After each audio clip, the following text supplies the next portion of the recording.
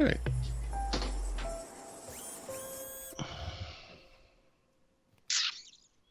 The best kept secret has been spoiled, Paul.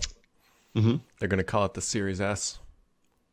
Yeah, I'm surprised you never wrote anything about that. Yeah. It seems like the type of, I know you seem like you're kind of in the Xbox news thing, and well, that's a failure on your part. I don't know how you recover from this, frankly. Just end it. Just end it. I will tell you this, and I haven't tweeted. I didn't tweet this out, but you know, a podcast is a better way to do it. So the person who has this particular controller is trying to sell it, Interesting. and I contemplated it for a solid like 5 minutes, and then I was like, yeah, you know, this is probably not legit. Right. The last thing I really need is to be in possession of known stolen goods. Right.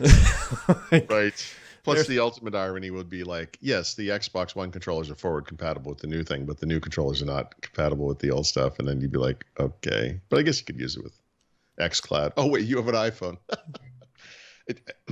Sorry. How you doing, buddy?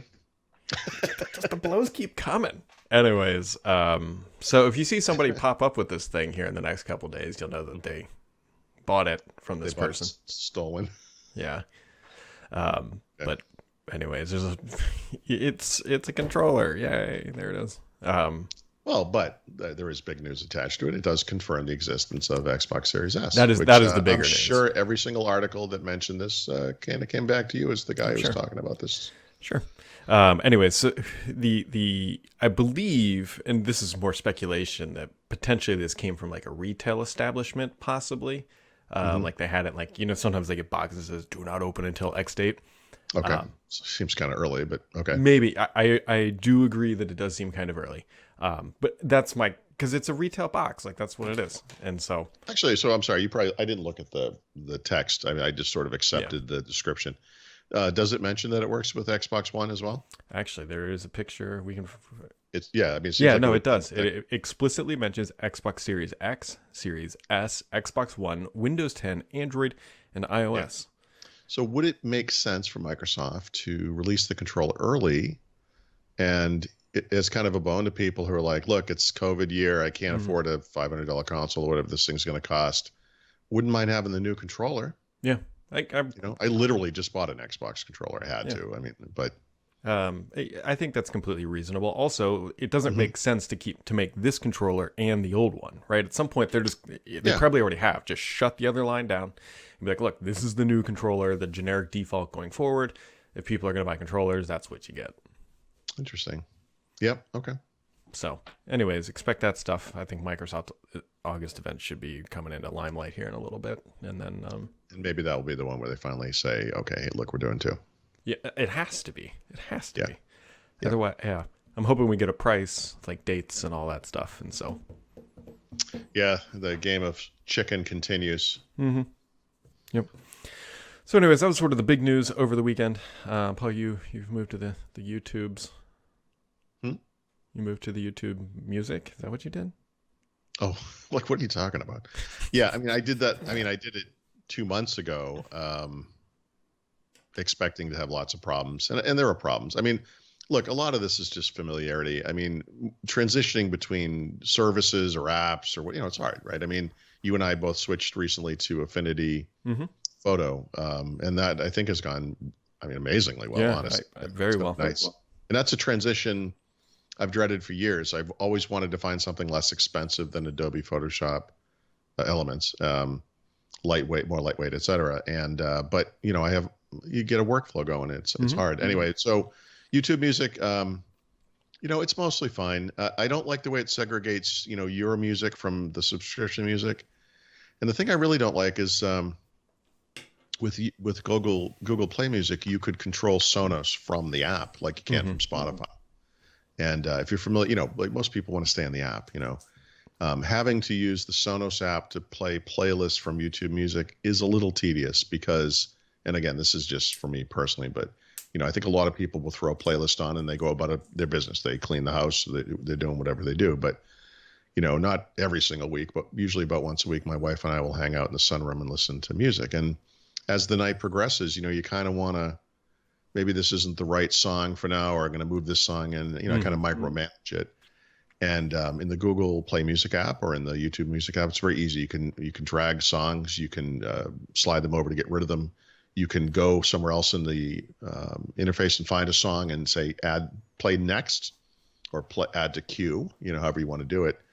And only one of those things is possible in the Sonos app without going into a special mode where you can edit. And then, so there's an edit mode, which is tedious. You have to go into, then you can do that stuff. And then the ability to play a song next is just not available. You can add it to the queue, and then you have to go find the queue and manually move it where you want it. It's just not as good. So you could argue that's not YouTube Music's fault, except it is, right? Because Google made this work well in the other app, and it doesn't work at all. So anyway, but it's okay. Yeah, I will say this. I'm sorry, I didn't mean to drag. So one of the things that's really cool about it is, and the reason I actually really like it is, YouTube is an incredible source for music. So if you're a music fan, the thing you need to understand is, in addition to like all these COVID things people are doing now, musicians are playing from home, which is awesome. Lots of live recordings are available there, and lots of alternative songs or songs that aren't on CDs or not are on the services are just on YouTube for some reason. And you can add those to playlists, and it really opens up the world. And I think in that sense, from a collection perspective, YouTube Music has some glitches for sure, but it's, I mean, I can make an argument for like a music lover. It's kind of the best service because it has everything, Yeah. I don't know. I'm sticking with Spotify. No, of course, everyone. I know. No, I know that. I'm not trying to convert anybody, but it's interesting. It's just kind of a cool service. Yeah. Speaking of, I did make a minor purchase yesterday.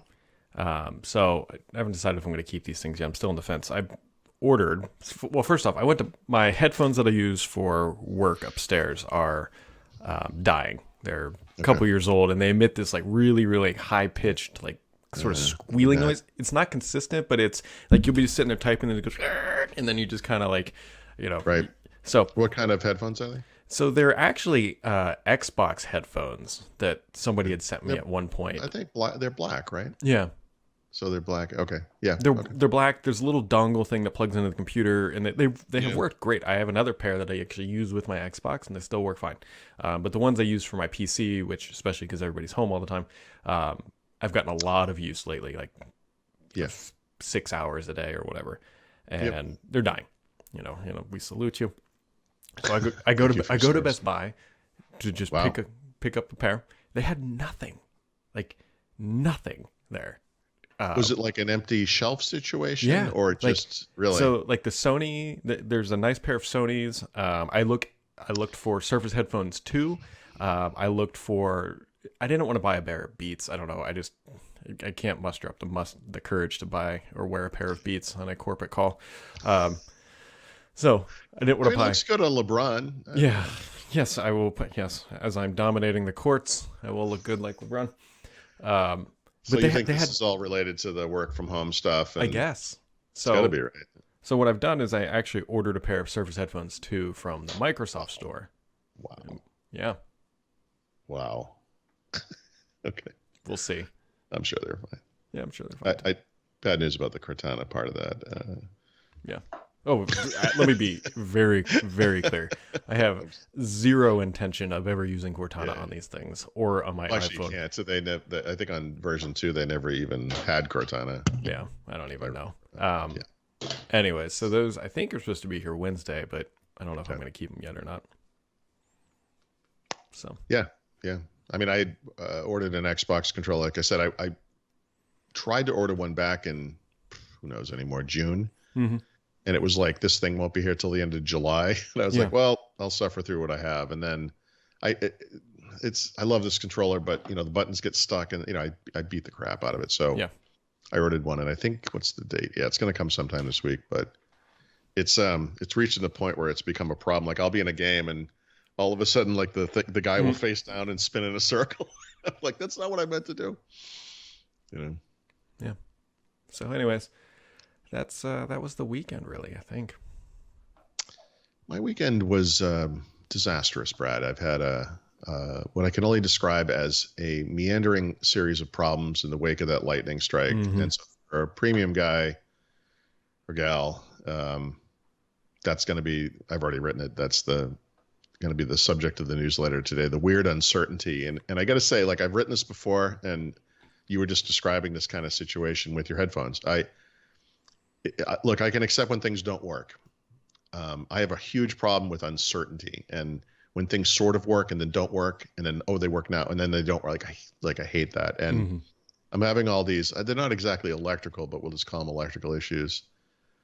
Soundbar, my wireless charger, oh wow, lights. I mean, there's all this weird stuff. And it's the type of thing where, like, I mean, I described some of this in the newsletter, but I mean, like the wireless charger, I use it every day, right? So the other day, I put something on it, it didn't light up, and I'm like, that's weird. And kind of look at it, and it's like the wire's hardwired into it, so it's not like something's there. And then you go around the back, and I have like a power strip that's lit up, and you can tell it's on, and the plug's in, and it's fine, and still doesn't work. And you're like, all right, I guess it died. I don't know, so I'm going to throw it away. So I unplug it, I'll leave it sitting on the desk, and then I looked at it, and I was like, I wonder what would happen. So I plugged it in somewhere else, and it works fine. And it's like that kind of stuff. Like my Ethernet went out this morning on this device that I'm using now. So this is over Wi-Fi for now. I mean, I'm going to try to. Soundbar will not work reliably. Like stuff is wrong. Like in the house, like it's in the walls, Brad. Well, you got two options. You can either move or burn your house down. Okay, let me think. Why can't I do both? I mean, and technically you could torch it and then. Actually, there's a third option, and I'm not Catholic technically, but I was thinking about having an exorcism. Oh, the electrical gremlins. Yeah. I don't know what I'm going to do. I mean, I'm just going to keep trying to figure it out, I guess. I don't know. That's life. That's what people say. Do they?